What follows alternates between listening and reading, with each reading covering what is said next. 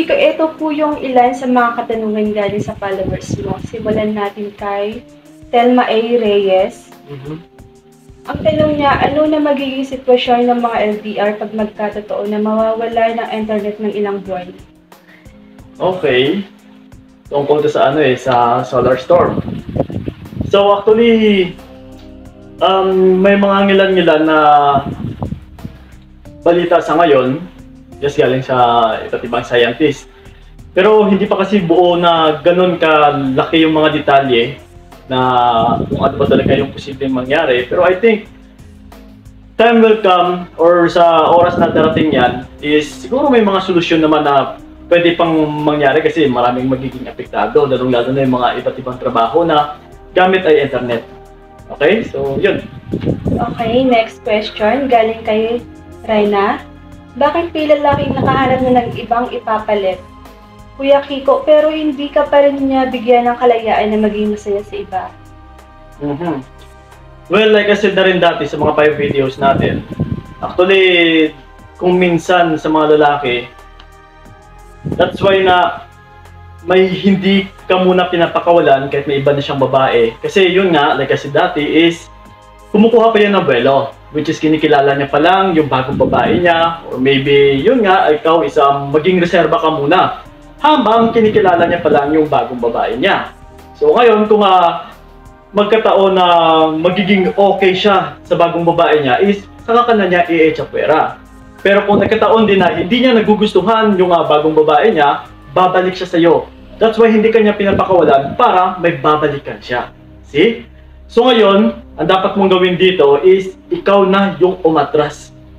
Kasi hindi naman pwede na kung kailan ka lang niya gustong balikan is tatanggapin mo na lang. Diba? So siniswerte siya. Ikaw dito yung magagamit, ikaw dito yung kawawa. Okay?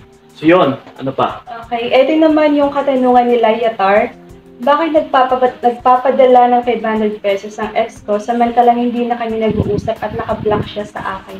Para saan kaya ang 500 pesos? Kakaibang tanong yan which is may 500 pesos pa na involved. I don't know kasi hindi naman kompleto yung katanungan. Maybe may anak sila, or maybe may paggagamitan ng 500, or baka may utang siya ng 500 sa'yo. So, yun, di natin alam.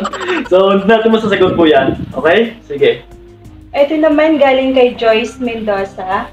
Bakit ang mga lalaki sa una lang magaling? Bakit nga ba? Okay. What a good question. Well, actually, alam nyo ba, sa totoo lang, hindi naman hindi naman lalaki, which is mapababae, mapalalaki.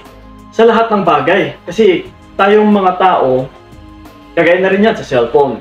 Diba? Sa una lang tayo nagaganahan. So, habang kinatagalan is, yun nga, ipapalitan na naman natin or pagpapalitan na naman natin ng bago. Kagaya sa mga iPhone, yun, mag-upgrade. Habang nag-upgrade is, palit naman tayo ng palit dahil napagsasawaan natin yung bagay.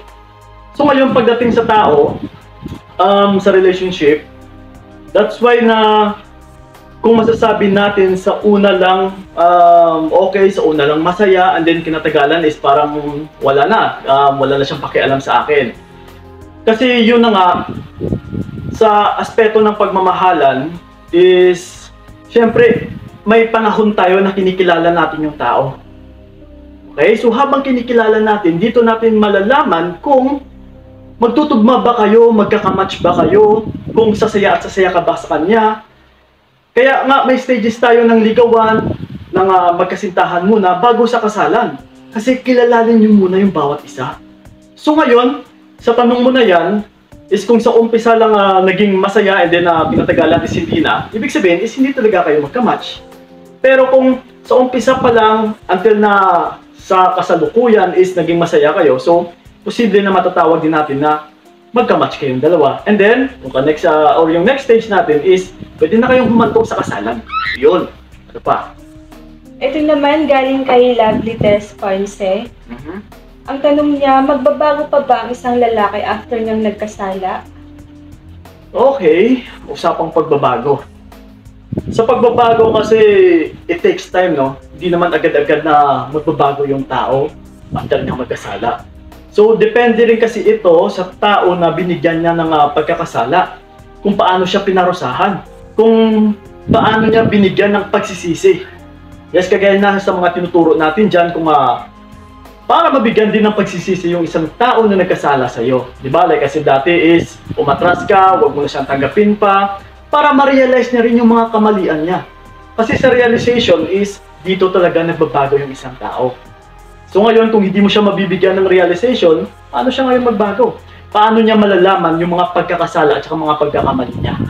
Okay? So yun ha, ano pa?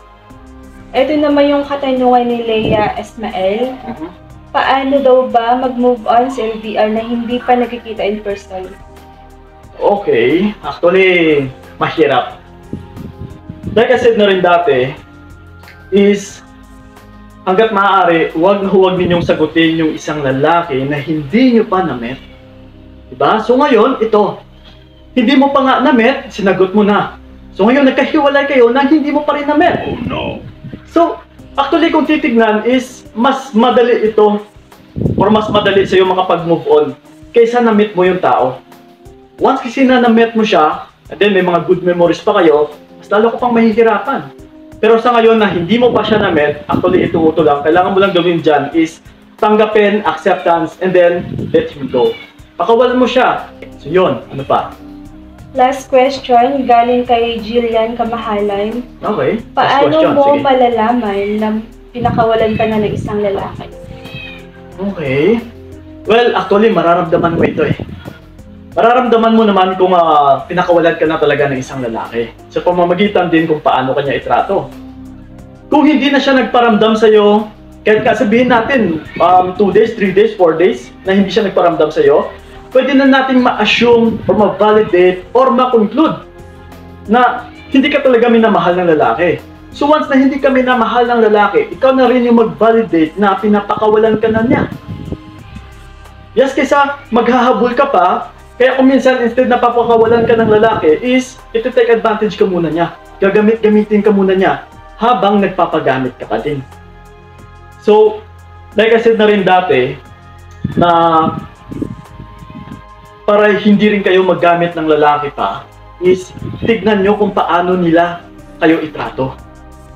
Kung napapansin mo na parang nahihirapan ka, na parang nasasaktan ka, na parang hindi ka nakikinhawaan sa relationship ninyo, na parang walang peace of mind, yes, validation na po yan na wala kang pakialam or wala siyang pakialam sa'yo, na wala ka ring halaga pagdating sa kanya.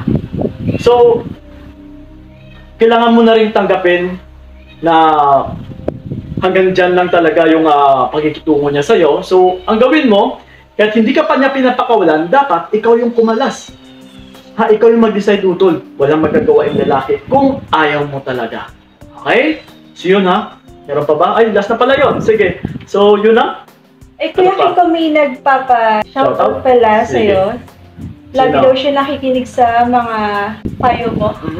Sino? Si Cherilyn Dahay. Sige, Cherilyn Dahay, shoutout sa iyo. At saka syempre, yun na ba? Isa lang. At saka syempre, shoutout na rin sa inyong lahat dyan, ng mga tagapag-subaybay natin, mga followers natin, at saka mga subscribers na rin natin sa YouTube, at then at saka sa Facebook. Maraming salamat po sa inyo, mga OFWs, at saka yung mga nandito na rin sa Pinas. So, next week po ulit, magkakaroon na naman tayo ng ganitong programa, katanungan, and then sasagutin natin yan sa pamamagitan ng paggawa natin ng video. So yun na po, sanay nasagot ko talaga yung mga katanungan sa inyong isipan. So yun na nga, maraming salamat talaga. So ingat kayo, God bless and babush! Binigay ko lahat para wala kang masabi.